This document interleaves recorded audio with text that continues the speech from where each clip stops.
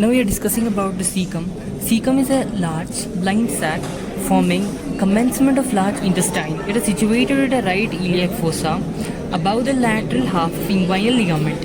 It communicates superiorly with ascending colon, medially at a level of caecocolic junction with the ileum, and posterior medially with appendix. This is a posterior medially which it is communicating with appendix, and posterior laterally somewhere near here it is communicating with the caecocolic junction, and it is above the lateral half of the inguinal ligament. Dimensions: it is 6 cm long, 7.5 cm broad. It is more broader when compared to the length. Next, you have relations. Anteriorly you have coils of intestine, which is already removed now, and anterior abdominal wall. Posteriorly you have muscles like psoas muscle and iliac muscle, and you have nerves, that is genitofemoral nerve, you have femoral nerve, you have cutaneous nerves of thigh, which are lateral cutaneous nerves. Then you have vessels. You can have testicular vessels in case of males and ovarian vessels in case of females. Then arterial supply and nerve supply. Arterial supply to the caecum is by the cecal branches from the right colic artery, and nerve supply is by T11, T12 and L1 of sympathetic nerves, and parasympathetic is by vagus nerve.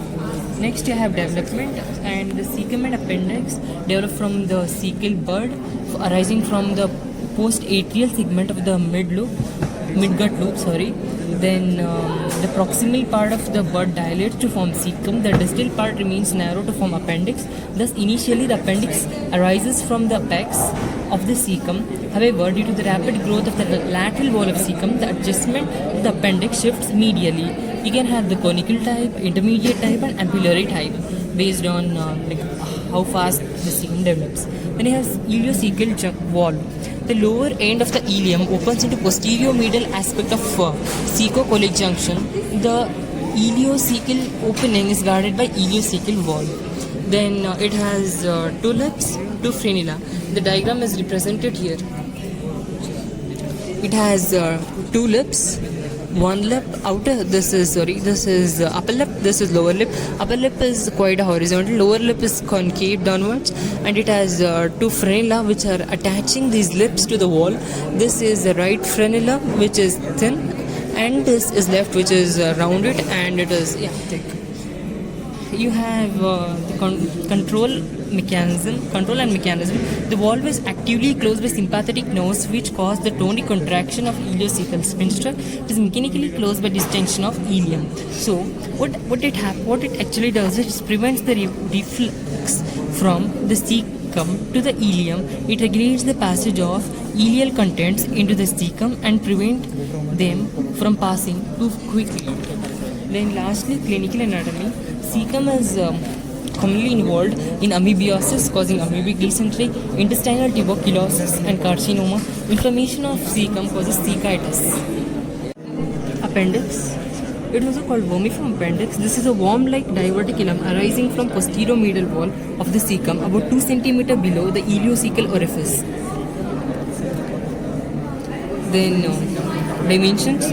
The length varies from 2 to 20 cm with an average of 9 cm. It is longer in children than in adults. The diameter is about 5 mm. The lumen is quite narrow and may be obliterated after the mid-adult life. The appendicular orifice. The appendicular orifice is situated on the posterior medial aspect of the caecum 2 cm below the iliocecal orifice. Iliocecal orifice. This is iliocecal orifice. 2 cm below is here. That is appendicular orifice on caecum 2 cm below the iliocecal orifice. Next, the appendicular orifice is occasionally guarded by an indistinct semilunar fold of mucous membrane known as valve of Gerlach. The appendicular orifice is occasionally guarded by an indistinct semilunar fold of the mucous membrane known as valve of Gerlach.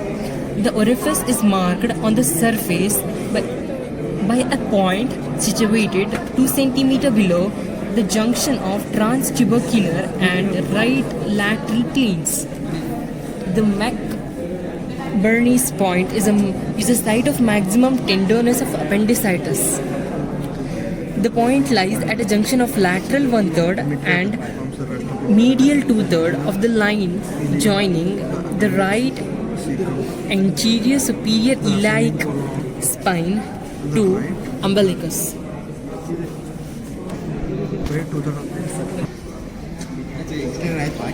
Peritoneal relations. The appendix is suspended by a small triangular fold of peritoneum called mesoappendix or appendicular mesentery. The fold passes upwards behind the ileum and is attached to the left layer of mesentery. Blood supply. You can just check out the mesoappendix. It is attached to the left mesentery. Then blood supply. Appendicular artery is the branch of lower division of ileocecal artery. It runs behind the terminal part of ileum, enters the mesoappendix at a short distance from its base. Here it gives a recurrent branch which anastomoses with a branch of posterior cecal artery. The main artery runs towards the tip of appendix, lying at first near to and then the free border of the mesoappendix. The main artery runs towards the tip of appendix, lying at first near to and then free border of mesoappendix. The terminal part of artery lies actually on the wall of appendix, and the blood from appendix is drained by appendicular, ileocecal and superior mesenteric veins to the portal vein. Nerve supply. Sympathetic nerves are derived from T9 and T10 segments through the celiac plexus. Parasympathetic nerves are derived from vagus, and referred pain to appendix is felt at umbilicus, similar to that of small intestine and testes, because the segments which are supplying the that is T9 and T10 which supply to the umbilicus also supply to the also supply to the appendix, so you get a referred pain near umbilicus. Lymphatic drainage. Most of the lymphatics pass directly to the ileocecal nodes, but few pass indirectly through appendicular nodes situated in the mesoappendix. Most of them will pass directly to ileocolic nodes, but a few of them indirectly go through appendicular nodes situated in the mesoappendix. Next you have clinical anatomy. That one of that is McBurney's point is a site of maximum tenderness in appendicitis. It is a point lies junction between 1/3, lateral 1/3 and medial 2/3, that is from anterior superior iliac crust and umbilicus, that is somewhere here at near the base of appendix, and it corresponds roughly to the position of base of appendix. Then examination of a case of acute appendicitis reveals the following physical signs, that is hyperasthesia in the right iliac fossa, tenderness at McBurney's point, and muscle guard and rebound tenderness over the appendix. This is tinea coli, which are longitudinal muscle fibers which are shining, right? And even here longitudinal fibers.